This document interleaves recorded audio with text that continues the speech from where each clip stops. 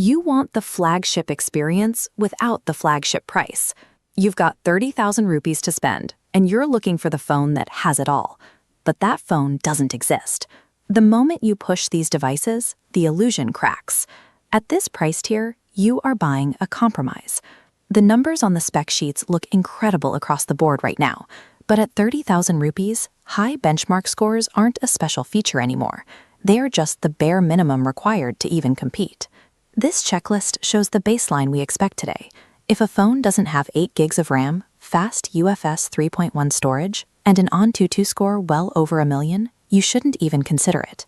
To pack in those high-end processors while holding the price at 30,000 rupees, manufacturers have to make cuts. That cost usually comes out of the internal cooling systems, the physical build materials, or they subsidize the price by loading the software with intrusive ads. This leaves you with a strict choice. You have to decide if you are willing to trade physical comfort and clean software for raw gaming power, or if you want daily polish at the expense of peak frame rates. Getting this purchase right means stopping the hunt for a flawless spec sheet. You have to look at how you actually use your device on a daily basis and pick the phone where the compromises make sense for you. Let's start with the heavy hitters. If your priority is keeping your frame rates maxed out in BGMI for hours on end, you are looking at the brute force category. This chart plots gaming performance against thermal output. The iQOO Neo 10 and Realme GT 7T push massive power, sitting in high heat territory. The iQOO uses a supercomputing chip, which introduces slight latency, while the GT 7T aggressively sacrifices heat management for raw FPS. When you run heady titles on the GT 7T for over an hour, the physical chassis of the phone can hit 48 degrees Celsius. That is actively uncomfortable to hold. To prevent heat damage to the internal components, the phone intentionally slows its own processor down. Your game starts stuttering precisely when you need it to be smooth. Pushing this much thermal energy hurts more than your current match. Over 2 years, that trapped heat literally bakes the internal hardware. The most immediate victim is your battery. Sustained extreme heat breaks down the chemical health of lithium-ion cells at a highly accelerated rate. To use these devices for the long gaming sessions they are marketed for, you need to buy an external clip-on cooler.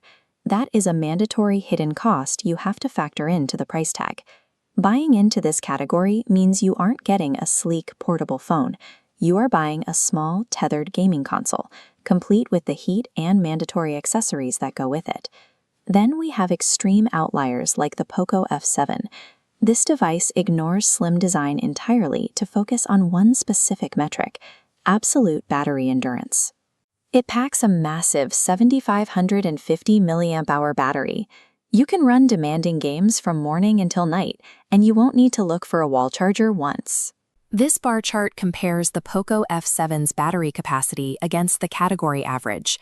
Doubling the battery size causes a direct, massive spike in the physical thickness and weight of the phone. That weight carries a physical penalty. Hold it horizontally for long sessions, and you will feel wrist fatigue. The Poco F7 is a blunt instrument. It gives you total independence from power banks, but you sacrifice physical comfort to get it. If you prefer a phone that actually feels good to use every single day, you are looking at the refinement and aesthetics category. The standout here is the Motorola Edge 70. It weighs an incredibly light 159 grams and is just 5.9 millimeters thin. It feels entirely effortless in your pocket. This matrix shows the hardware limitations of a slim design. There simply isn't room for large cooling layers or massive batteries. Without that space, maxing out your graphics means the Motorola hits thermal limits and throttles performance much faster than thicker phones. The OnePlus Nord 5 takes a similar approach to refinement, but focuses on the software. It targets buyers who want a clean, responsive daily interface without the bloatware. This is what a lot of budget interfaces look like: overlapping spam notifications and baked-in app ads. The Nord 5 strips all of that away, giving you a minimalist, distraction-free experience. Contrast that standard design with the older Motorola Edge 60 Pro. It looked fantastic for movies, but resulted in highly frustrating accidental screen touches the minute you tried to play a game.